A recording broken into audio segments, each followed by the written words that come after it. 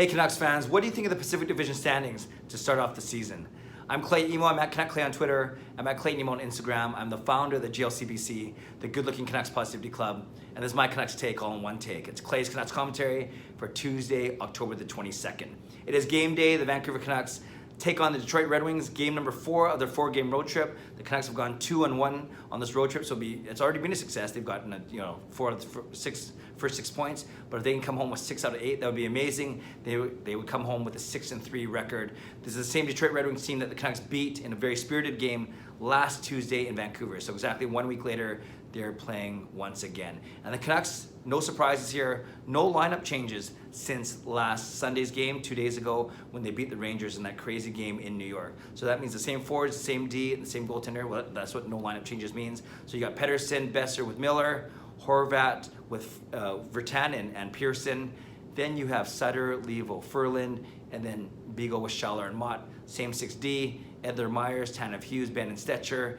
And then, of course, Jacob Markstrom starting in net after that wonderful 38 save performance against New York when he basically stole the game for the Canucks in the third period.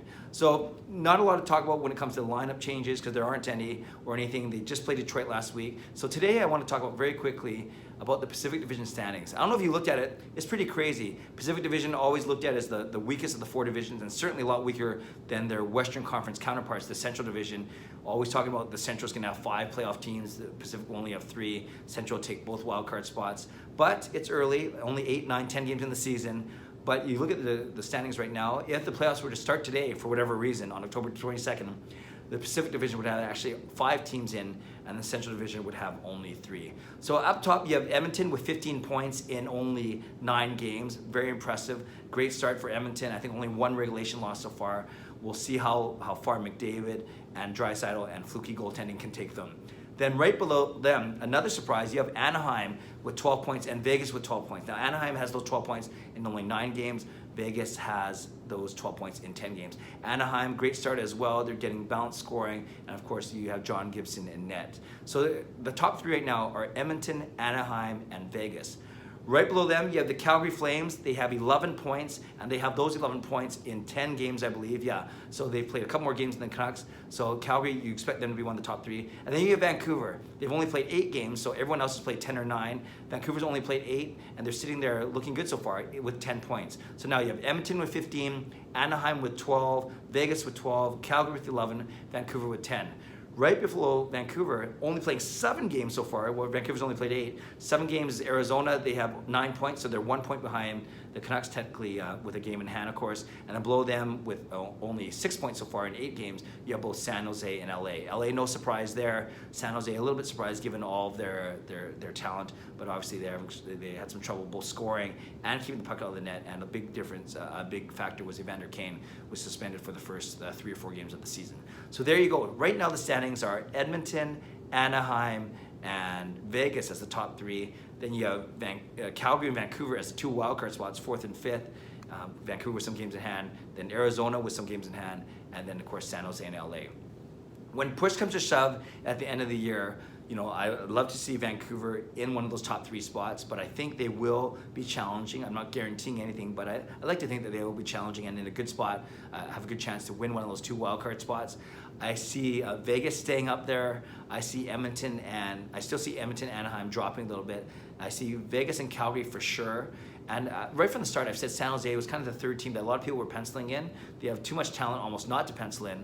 But are they actually going to be there when the season ends? So maybe it's something like Vegas and Calgary with top 2 spots for sure.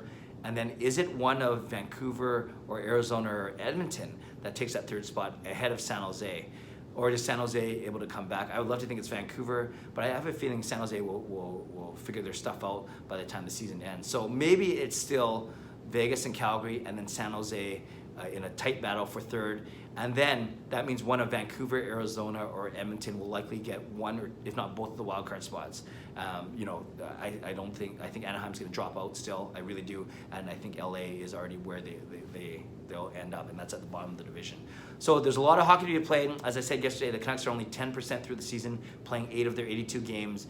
But they're in a good spot. They're basically in a wild card spot right now with a couple games in hand. 1 or 2 games in hand on every team that's above them in the standings. The only team that has less games played is Arizona, right behind them. So Arizona could be saying the same things in their vlogs right now. I don't know if they have a good-looking vlogger doing what I do for them, but if they do, that's what he should be talking about. All right, Canucks fans, let me know what you think. Do you think that these standings are almost flipped upside down, except for Vegas? Like, shouldn't Edmonton and Anaheim be at the bottom?